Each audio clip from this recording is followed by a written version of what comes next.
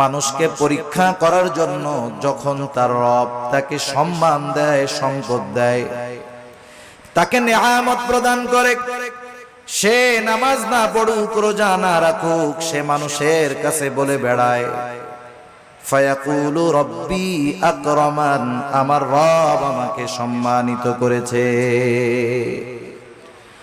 আল্লাহ তাআলা বললেন, আমি মানুষকে সম্মান, সম্পদ, নেয়ামত পরীক্ষা করার জন্য দেই, আর মানুষ এটাকে পরীক্ষা না মনে করে সে বলে আমার রব আমাকে সম্মানিত করেছেন।